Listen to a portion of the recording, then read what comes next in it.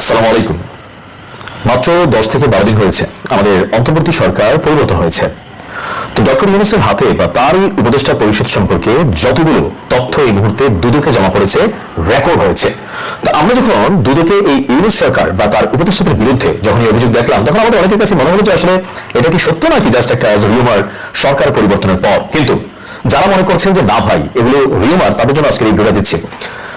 Doctor ইউনূসের যে সিদ্ধান্তগুলো নেওয়া হতো, যেমন ধরেন তার যে 666 কোটি টাকা মাফ হলো, তার গ্রামীণের নামে লাইসেন্স নেওয়া হলো আদম ব্যবসার, আর বিভিন্ন ধরনের ইভেন এই যে বাংলাদেশের যে বড় বড় প্রজেক্টগুলো আছে বা বড় বড় সিদ্ধান্তগুলো হতো, সেগুলো কি তিনি ক্যাবিনেটে করতেন? বাংলাদেশের রাষ্ট্রীয় সিস্টেম অনুযায়ী যখন কোনো সিদ্ধান্ত নেওয়া হয়, সেটা একটা সরকার যখন ক্ষমতায় থাকে একনেক বা মন্ত্রিসভায় গৃহীত হয়, অথবা ক্যাবিনেটের মধ্যে আলাপ আলোচনা যাচাই বাছাই ভালো মন্দ সবকিছু নির্ধারণ করে তারপর প্রজেক্টটা হাতে নেওয়া হয়। কিন্তু ডক্টর মোহাম্মদ ইউনূস আসলে কিভাবে সিদ্ধান্তগুলো নিতেন? কেন উপদেষ্টাদের বিরুদ্ধে শত না হাজার কোটি টাকার অভিযোগ কয়েকজন তো কামাইও ফেলছে। আসুন দেখি। ডক্টর ইউনূস সরকারের বড় বড় সিদ্ধান্তগুলো ক্যাবিনেটে নেওয়া হতো না। কোথায় নেওয়া হতো? ক্যাবিনেটের বাইরে। আর এই তথ্য কে দিয়েছেন?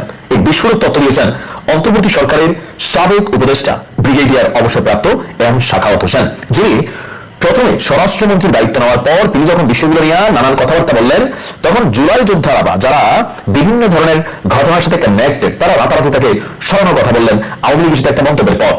এরপর তিনি নৌ মন্ত্রণালয়ের যে দায়িত্ব সম্ভবত ওইটা পালন করেছেন। তো আমাদের এই সাখাওয়াত হোসেন তিনি বলছেন যে ডক্টর ইউনূস সরকারের ক্যাবিনেটে বা ইউনূসের পছন্দের বাহিরে কেউ যদি কথা বলতো, সেখানে যারা প্রভাবশালী ছিল, ভিন্নমত যদি কেউ পোষণ করতো, তাহলে তাদের মতামত সাধারণ ছোটখাটো বিষয়ে সীমাবদ্ধ রাখা হতো। অন্তর্বর্তী সরকারের দায়িত্ব ছাড়ার পর একটি বেসরকারি টেলিভিশনকে এমন বিস্ফোরক তথ্য দিয়েছেন সাখাওয়াত হোসেন। তিনি বলছেন, আমরা যারা দ্বিমত করেছি এই সরকারের সিদ্ধান্ত গ্রহণের বেলায়, সেগুলো ছোটখাটো বিষয় ছিল, যেমন সূচিবাদ দেওয়া ইত্যাদি। দুর্ভাগ্যজনক ভাবে বড় সিদ্ধান্তগুলো ক্যাবিনেটে নেওয়া হতো না, এগুলো ক্যাবিনেটের বাইরে আলোচনা হতো।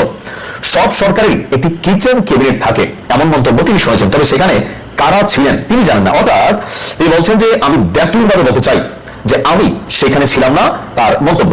এখন প্রশ্ন হচ্ছে, কাদেরকে নিয়ে ডক্টর ইউনূস এই বড় বড় সিদ্ধান্তগুলো নিত? যেমন ধরেন চট্টগ্রাম বন্দর দেওয়ার বিষয়ে যে সিদ্ধান্ত ছিল, আরো এরকম মার্কিন যুক্তরাষ্ট্রের সাথে বেশ কিছু সিদ্ধান্ত ছিল।